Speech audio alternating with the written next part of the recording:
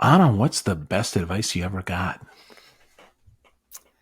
The best advice I ever got was from a supervisor when I was in grad school. And she said, never be ashamed of what you don't know yet, and never be ashamed of the parts of you that are still developing and still healing. Mm, good. And John, to you, sir. I think the best advice I ever got, perhaps, was when Anna and I were first dating, and I desperately wanted to marry her. And she said, I think we should wait. I'm not sure you really know who you are yet. And she was absolutely right. And we waited, and I'm so glad we did. Ooh, ooh. So, but you weren't ashamed of who you weren't, John. So you listened to Anna's advice. I didn't know what I didn't know. We have different advice here. I didn't know what I didn't know. I still had so much growing up to do, honestly. Um, I didn't, it wasn't that I wanted to get married. I kind of desperately needed to get married because there was something in myself that I was trying to fill with somebody else. And I Mm, learned that. I learned a little bit more about myself. And then when we finally did, in fact, get married, we were as solid as the roots of an oak tree. wow, wow. That's interesting. So I'm gonna guess right. Long ago, maybe. Did you guys know these secrets from your awesome book that's coming out real soon? Right, the Go Giver Marriage. Congratulations, wonderful, wonderful read. Love it. So did you know these things back then, or these things that you discovered? I don't know. Start with you. Are they, these natural, or how'd they come about? Just like everybody else, I would say that we had a lot of growing up to do and a lot of coming home to ourselves, and really understanding what it takes to make a relationship work. I've known people who are therapists like myself who, you know, got divorced 2 or 3 times. It doesn't mean that just because you've got the degree that you've figured it out. And I think that both of us, we take very long walks every day. And it was almost 20 years ago that we decided to write the book. But there were so many Go Giver books scheduled to come out, and we wanted to be reverent to each one and not, crowd the field, that we waited. And so we took long walks and we talked about what are the secrets. Because for most of our married life, people have been asking us, what is your secret sauce? Like you guys are like newlyweds. What is it you're doing? And, we were just examining that, like, what is it? And what we came to was that our relationship is really based on a spirit of generosity. Sounds Yeah. incredibly simple, but And what I would add to that is, Phil, and I completely agree with everything Anna said. When we first came together, we'd already lived a number of decades, and we'd been through a number of rodeos in our lives, and we weren't 20, and so we'd already, learned some things about life and relationships, and we learned more as we went. Been together for 25 years now. By the time we were writing this book, I think we had sorted a lot of this out. At the same time, you know, the writing of the book for us has also been a discovery process in a way. The writer Joan Didion once said, I write to find out what I think. And I quoted her in The Go-Giver Leader. And then she says to the character Ben, you know what I think? I think that we live to find out who we are. And both of those things apply here. I think in the process of writing The Go-Giver Marriage and codifying and articulating our secret sauce, what it is that we know and think and believe about marriage and about relationships, there's something magical about writing a story and writing a book. It allows you to find out what it is you find yourself writing something and saying, oh, well, that's true. And it's really fun. And the process for us has even continued in doing all these podcasts and this promotional work that we're doing for the book itself. It's just been a wonderful, wonderful process of discovery for us. Talking with other people, every conversation, something new comes up that I know I hadn't thought of before. So it's yes, the answer is we've known these things for years. And also, yes, we're discovering them as we go, anew, afresh. Wow. Wow. That's awesome. So 20 years in the making though. That's so interesting. Because that would have been you guys would have been 5 years into your marriage and understanding, or 10 years into your marriage and understanding that, oh my gosh, like we have these secrets. So I'm genuinely curious, like what, like, did you learn them from somebody? You're a therapist, or someone Yeah. who does this. I mean, how did they actually pop up? I mean, John says you wrote them down, but I mean, 20 years ago, how did you have that? That's wild. Every secret is based on developmental theory. And what developmental theory is, in a nutshell, is that what you needed as an infant, you needed as a child, you needed it as an adolescent, as a young adult, and you still need it today. So each secret has a sort of magic side to it. And it also has an opposite. And we put the opposites in. The front half of the book is called the parable. The second half of the book is called the practice. And the practice is where we not only explain the secrets in terms of developmental theory, we also explain how they work, and we show you what they look like when they're dysfunctional, when they're not working. Yeah. And those are client stories. I was blessed to have clients who said, sure, change my name, use my story. And they were beautiful. So beautiful illustrations. So that gives people an opportunity to be able to learn how to practice it in their day-to-day living, and actually understand what's underneath it. And when we get into talking about the secrets, I'll explain it with each one, what's underneath it.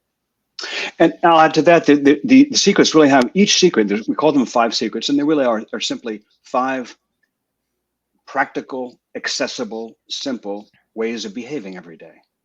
And they each have really three parents, 3 sources. They come, as Anna says, from a foundation in developmental theory. They also are all related to the 5 laws of stratospheric success in the original Go-Giver. It's no accident that there's 5 and there's 5. And if you read both books and you really kind of delve into them, you're going to see that the one set of 5 can kind of overlay on the other set of 5. But finally, they also just come from experience, from our experience as a couple, but also our observation of every truly functional, thriving, flourishing, rich marriage we know, starting with our parents. We both come from parents who just taught us so much, and Bob Berg's parents for that matter as well. Our parents both stayed married their whole lives, and they both created these wonderful living examples of what does a richly growing marriage look like. And and we have lots of friends, as we all do, so we're able to observe from the experiences of others as well as our own. Yeah. So what about stuff that doesn't work, though? I mean, did you learn anything from that? Because I'm sure there's a lot of dysfunction, right? I've never encountered that. No, well, maybe not in your marriage, but I've been married before, and not in my current marriage, right? But I've certainly had my share of that. So how, is it helpful to, because you mentioned that you do the flip side, right? You do the inverse. I mean, is it helpful to find the inverse sometimes first and to recognize that this is not the way we want it to be? It's very helpful. But here's what I would say. If you try to build intimacy with another person before getting whole with yourself, every relationship you go into will be an attempt to complete yourself. And the reason I love sharing that on a podcast is that that's the essence. And what it is that everyone brings their emotional history, which is their emotional baggage. And that baggage starts unpacking as soon as the honeymoon's over. And whatever your patterns are, whatever it is, let's say that you had a critical and dismissive father. You're a guy that had a critical and dismissive father. You could never be enough for this guy. And so you have a tape that says, I'm not enough. And you're really trying to heal that. Now, you have a choice here when you get married. You can either be that guy or you can marry that person. And that's kind of how it works. We're unconsciously attracted to the very people, like moths to a flame. We're attracted to the people who will bring up the issues that we need to heal. And that's why there's so many divorces, because people bump up against that and they're like, yeah, my dad did this to me. I'm not putting up with this again. Goodbye. But the truth is, marriage gives us an opportunity for a great deal of healing to happen. And that's if people can have a spirit of generosity, compassion, empathy, and can allow for each other's issues to rise up and be witnessed, discussed. It doesn't mean it has to be a knockdown, drag out fight, but rather an opportunity to learn. And there will be moments where there's knockdown, drag outs, fights, because each person is so reactive in that moment. But it still doesn't mean that you can't come together afterwards and say, I overreacted because when you do this, I get really scared. I get really afraid, and it makes me nervous about where we're going and if we're going to be okay.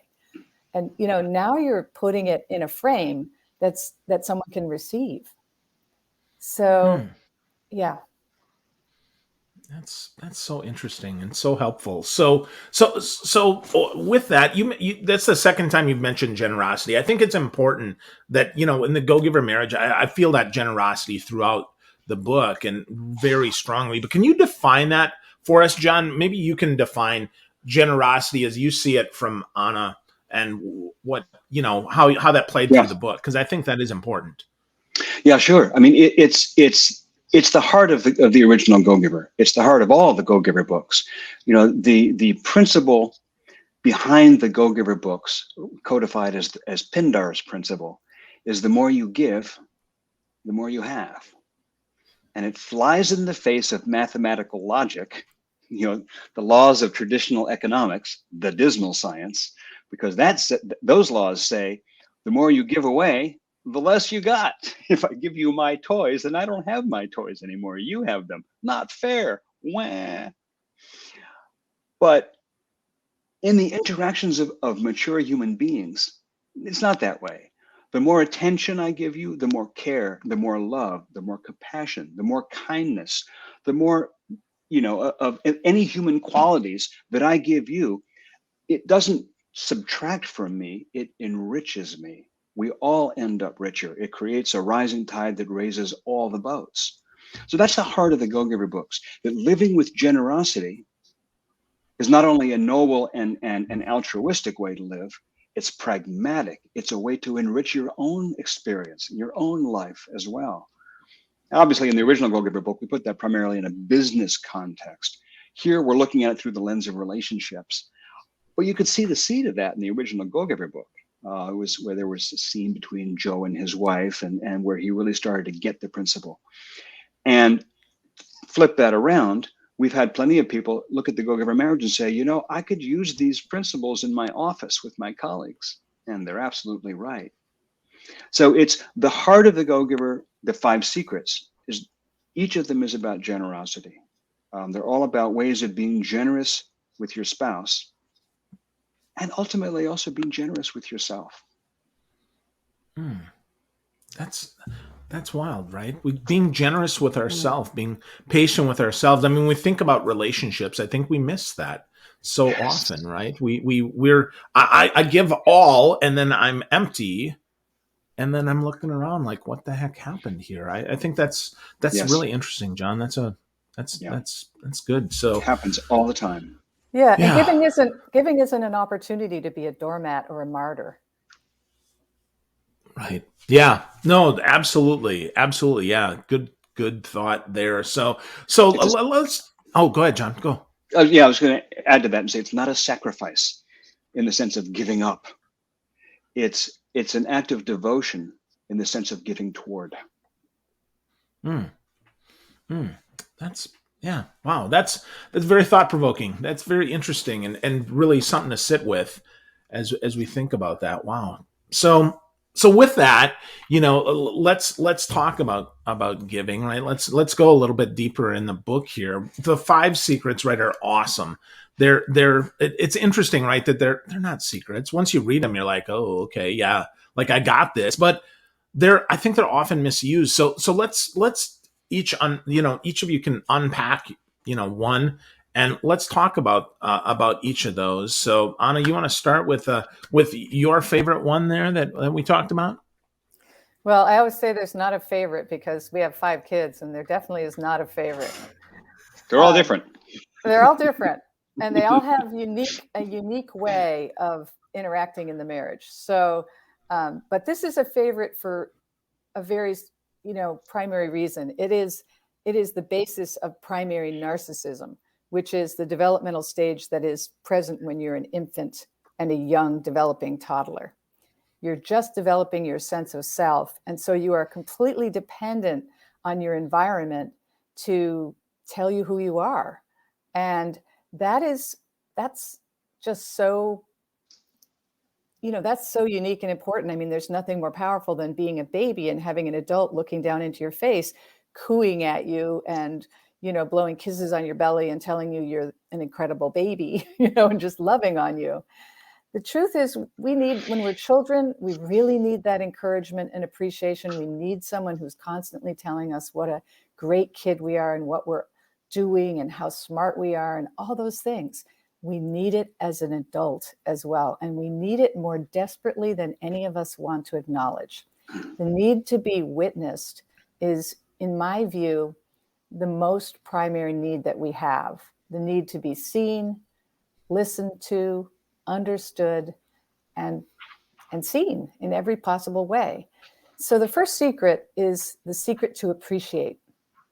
And what it really says is, if you really want to give to your partner in a powerful way, take 2 to 3 times a day, look at the ways that you love them, and come to some place of, when you do this, I'm so moved by it. And I love the way you are with our children. I love the way you talk to our children.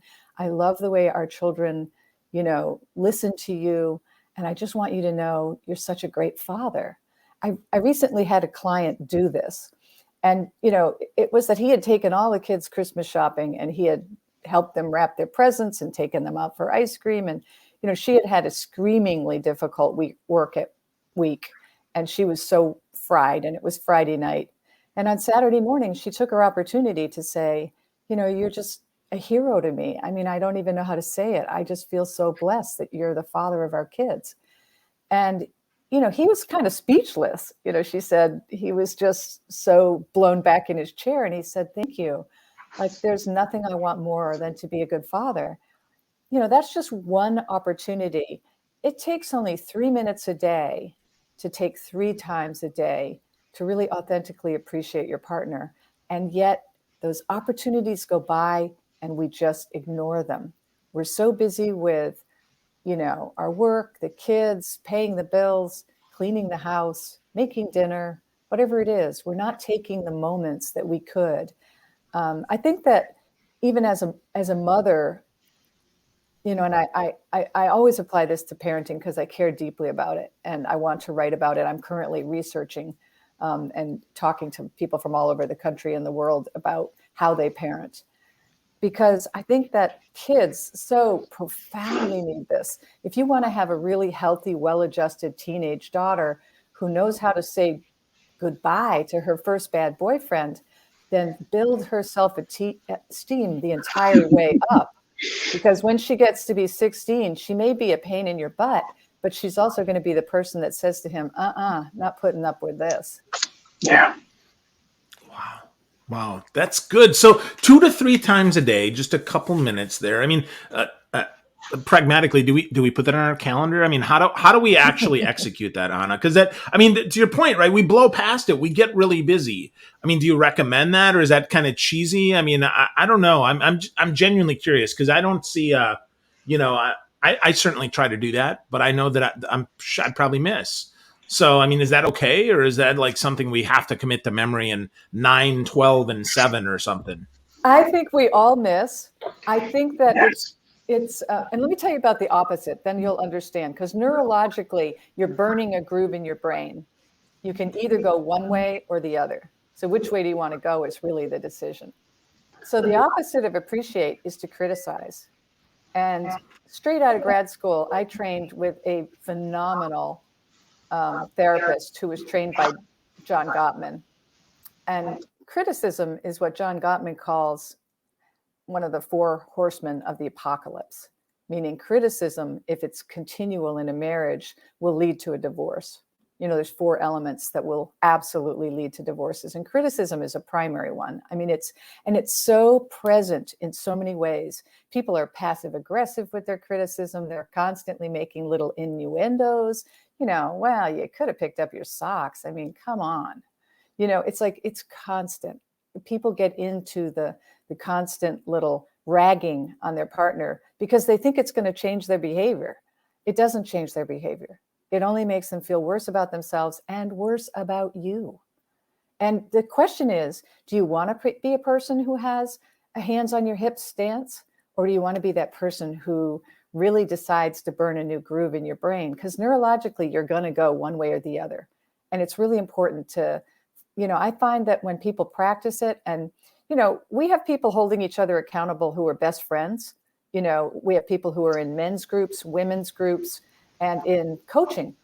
With our coaching clients, we absolutely hold them accountable and ask them what happened this week with the secret.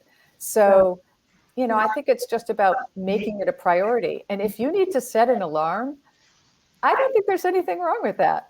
Set an alarm on your phone, and it can be an incredibly authentic love note sent through text, but it's an opportunity. Yeah, Phil, you asked, is that cheesy to make a date in your calendar or set an alarm or whatever? And I want to say there's no cheesy here. And here's what it is for a lot of us. By the way, this is something that we already know, or that we already knew, and we probably already did when we were first in love, right? When you're in that first early romance, you appreciate everything because this is the most amazing creature you've ever discovered in your life. So everything about her is beautiful. Everything about him is perfect. Everything he says is funny, hilarious actually, and brilliant. Her every move is just a sensation. That's normal. That's the blazing fire of the kindling in the newspaper when you're getting the fire going. But we're looking for the hardwood logs here for the long term. And what happens is, after a little while, like as we say, after the honeymoon, but it just means after a little while you've been together, then you have other concerns that start to crowd in. You have kids, you have a home, a household, you have financial issues. Things go up, things go down. You have career issues, professional issues, you have health issues, you have parental and family issues. Stuff happens all around you that demands your attention. So you start to kind of unconsciously or automatically assume, she already knows I love her. She already knows I think she's gorgeous. I don't have to keep saying it, right? We've already covered that ground. And so now we got to pay attention to the furnace that he's replacing. No, you know what? It's not going to work because of what Anna said about this primary narcissism, this need that the baby has, the infant has. It never goes away. Each of us have a baby inside us, an infant inside us, a little toddler inside us who's saying like, well, don't you think I'm awesome anymore? I know you told me yesterday, but I forgot. That's all of us. So to bring it up again, to start to practice this, like it's fine for us to say you should 3 times a day tell your spouse, find something about your spouse that you love and take a moment to tell them. Sounds so simple. But for us, it can be like a muscle you haven't used in 20 years. It can be awkward. It can be stiff. And it can feel awkward and stiff. Like, honey, I need, have you got a second? Yeah, what's wrong? Oh, no, nothing's wrong. I just wanted to say, and now I'm feeling like a total idiot. How do I tell my wife, whom I haven't told for 25 years, how much I love her? How do I tell her, I just want to say, I think you're so thoughtful the way you are with your friends. You're a great friend.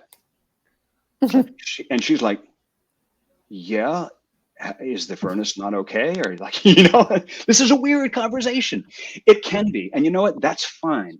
Awkward is fine. Stiff is fine. Cheesy is fine. Notes in your calendar is fine. Reminders is fine. Any of it is fine. Is just do it. Start doing it. We had a conversation with a friend the other day who said that he had started a practice with his 8 and 5-year-old kids who would tend to fight like combat soldiers. And he said he would catch them fighting where he used to just yell at them and say, kids, stop it, because it's driving him crazy.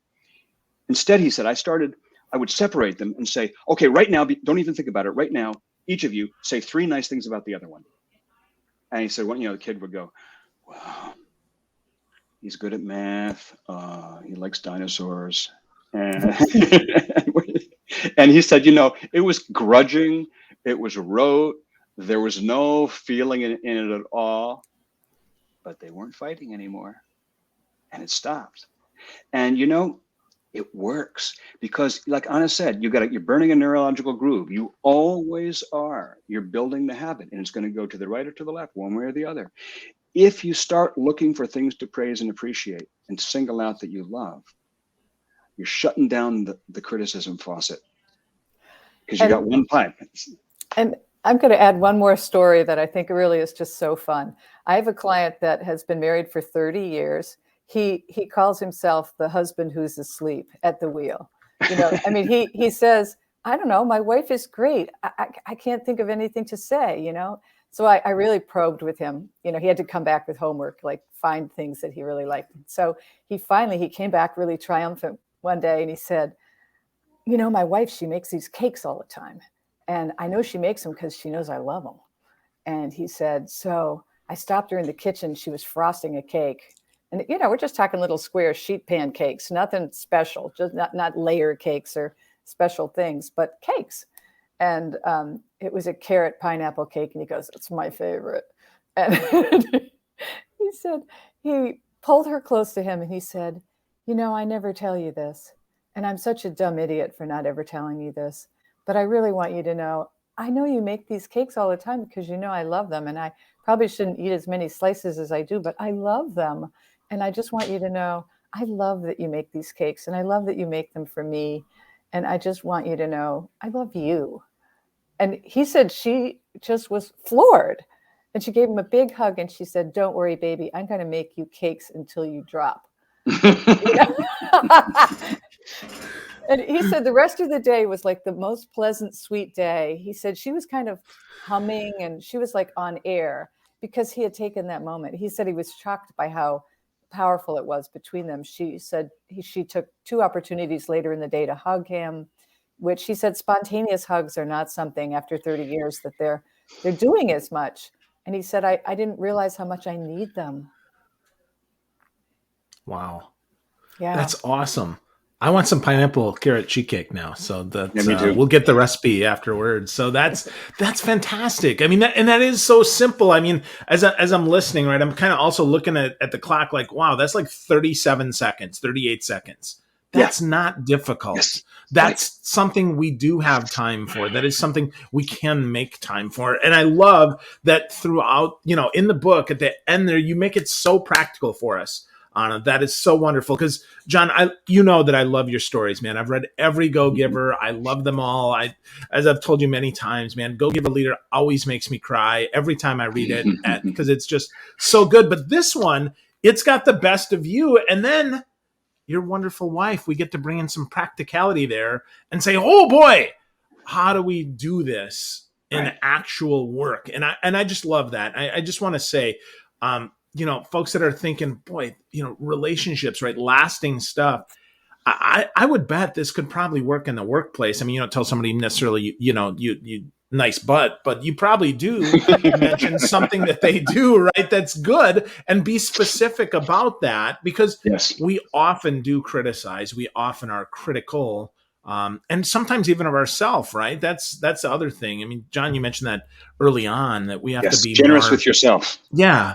More generous with yourself. So I love that. So, wow. So appreciation, that's powerful. That's possible, which is really important. So John, you've got one that you want to talk about today. And then folks, you got to get the book to get all 5 because it's totally worth it. I've got the PDF. I've read it a bunch of the times. I think, John, didn't you send me the Word document like early on too, like a long time ago? So, I mean, I've loved this book for a long time and I'm really excited it's coming for folks. So John, go ahead, please share yours. Yeah. For its parents, you're like one of its godfathers. Yeah, there you go. Yeah. Yeah, sure. So, one of the concepts in the book, one of the core ideas is that when you're in a relationship, a meaningful long-term relationship, which we're calling marriage, that's what we're really writing about, is that there's 2 people, there's me and there's you, and we're each whole, different self-contained individuals. And then there are overlap. When we overlap, there's like this third space created, this third entity. It's almost like a third person in the room, you, me, and then this other thing, which is the marriage, which is the overlap of us, which is the us. And the us is really the focus of so much of the Go-Giver marriage and so much of what of our work. It's easy, it's almost natural, it's automatic in a long-term relationship to start carrying and creating a scorecard.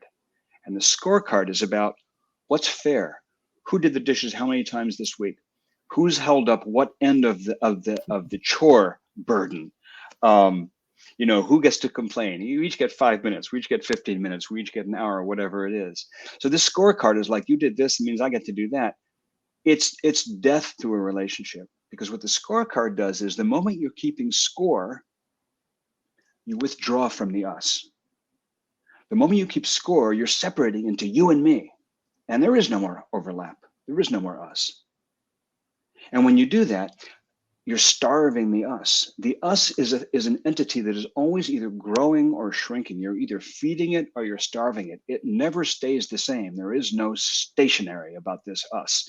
It's a living thing, so you can't take it for granted. If you do, it will starve. And somebody earlier mentioned about divorces. Anna was talking about the 4 horsemen of the apocalypse and how Gottman says they will lead to divorce. And it's not just divorce we're talking about. It's the marriages that don't divorce, but kind of atrophy. They kind of go into a long, deep freeze, where that is the starved us. The us exists, but it's nothing but skin and bones. So the third secret is something we call allow. And what allow means is when one of us is having a difficult time, for whatever reason, something major, like we had an illness or a surgery or an accident, or we've lost a parent or whatever, lost a job, some catastrophe, or if it's fairly minor, we had a bad night's sleep, something is aching, we had a difficult day at work, kids are acting out, whatever it is.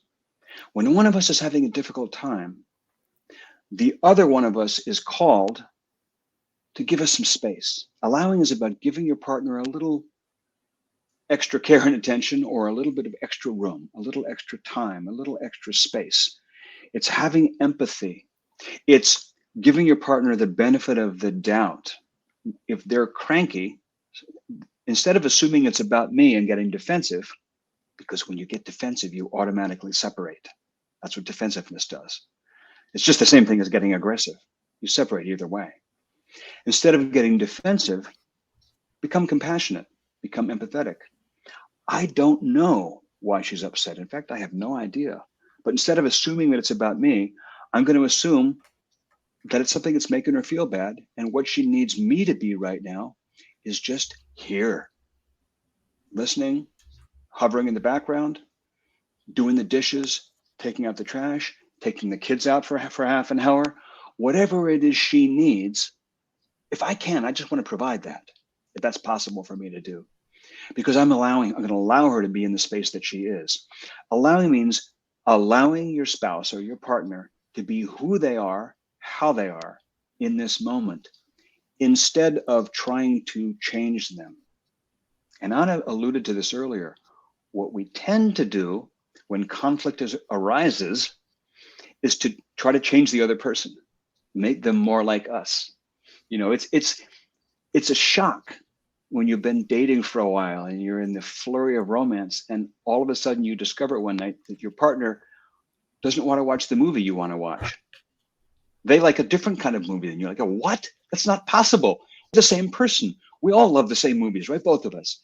But no, your partner does things differently than you. They're a different person. They react to things differently. Anna gives this beautiful example of a miscarriage. It's a very common experience for a woman who has a miscarriage, for her to, I should really let her talk about this instead of me, because she does it so beautifully, but I'll talk about it from my perspective. When someone has a miscarriage, it can be profoundly tragic for them, tremendous sense of loss. It can carry with it sense of failure, like, what did I do wrong? My body betrayed me. What happened here? There are hormonal shifts that are involved. It's like postpartum blues, and you don't have the treasure, the gift, the prize of the infant to compensate for these postpartum blues. It's just a horrible feeling of emptiness and failure. And the guy may not appreciate that. He may not get it. And so it's really easy from the guy's point of view. And I'm using an example that is guy girl, but this could be applied in any situation. It's easy for the guy to start going like, yeah, I know this is hard, but let's get over it. Can we move on? No, we can't move on. What's called for in that moment is to allow for the fact that she's going to process this grief differently than you, at a different speed, at a different pace. It means something different. That could be true if the spouse dies. That could be true if a puppy dies. That could be true if a business is lost. That could be true of any kind of misfortune that befalls. We process it differently, and we need to allow each other to process it differently and pick up the slack. There's a case in our book. There's an example of a couple where they had a child who died, and they were both just grief-stricken. I've gone through this, and I know this one. This is Phil says the Go-Giver Leader always makes him cry. This is from the Go-Giver Leader, and it comes back in the Go-Giver Marriage because we get to meet that person, Melanie, again. And she says that they experienced the loss of that child very differently. At first, they were both grief-stricken, but after a year or so, it's like he wanted to move on and have more kids, and she wasn't in that place at all. So he had to learn: are we gonna be on the same team around this, or are we gonna start separating into the red team and the blue team? Wow. Anna, do you want to add a little bit to that? I do. The opposite of allow is control. And control is, the foundation of codependence. I love you, but I'd like you to lose 20 pounds so I can feel more attracted to you. Mm-hmm. I love you, but, I want you to be this way. I want you to talk less when we're out at parties. It's all the ways that your partner tells you that you're either not enough or too much. And those are really hurtful. And so allow is also that moment when, you really just have to allow your partner to be who they are, the way they are, how they express themselves. It's different than you, but this is the person that you married. This is the person that you're in this long-term committed relationship with. So allowing them to express how they're feeling or be the way they are. And the client example in the book is another situation which is common. A lot of anxiety is biochemical. And I really love to share this with clients because a lot of men and women don't know it. But especially for women, anxiety is driven by estrogen dominance or estrogen loss. And so it's the two sides of the spectrum. And all that it means is that they can be cycling and have moments in the month where they're just really anxious about things. And anxiety can drive the people around the anxious person crazy. And I know from personal experience that your anxiety is spilling all over people around you if you have anxiety. And it's very difficult to manage and control personally. You want to shut it down, but you're feeling anxious. So I feel like allow is one of those moments where the person that's trying to shut it down and control it often has their own issues with anxiety or their own issues with feeling out of control in relation to it, or their own issues with feeling out of control from childhood issues that happened to them. So in this case, the woman had been assaulted in college. She had long-term anxiety issues that she had really worked on, but the husband was constantly saying to her, cut it out. It's not that big a deal. And that is not what to say to someone who's anxious. It's like telling a depressed person, cheer up. Yeah. And eventually what he realized was that he had his own very difficult history with an alcoholic father who had denial as his number one state of being. So he was really accustomed to having his feelings denied and having a lot of situations denied. And so he was trying to control everything that was going on around him, which is very common for children that come out of alcoholic homes. And so he was being very codependent. He was trying to shut her down. And when he realized it, they had an aha moment where he said to her, wow, your anxiety makes me anxious. And that was a real breakthrough, because that's when they came together, and allow became how they healed. They both allowed each other to feel their discomfort, because him trying to control her was his discomfort. And it's just as valid as her anxiety. So it was it was a big healing moment for them. And that happens a lot, Phil. You know, what happens when you start to relax your grip on the situation and stop trying to control the situation, whatever the situation might be, big or small, and stop trying to, Pygmalion your partner and make him be who you think they ought to be. What happens frequently is you start learning stuff about yourself. Mm-hmm. Whether it's like this guy, James, from the book, who came to grips with the fact that he was having his own anxiety rising, or, it could be many other things. You start to learn more about yourself, and you also start to find resources in yourself that you didn't know you had. You start to tap more strength in yourself, tap more patience in yourself, tap more humanity, tap more compassion. You start to actually become a bigger, better, more human being. You become more of yourself. We like to say that the purpose of a marriage is to enroll your partner in becoming, your spouse is like your partner in becoming a better you. That's what your partner's there for. They're not just there for companionship.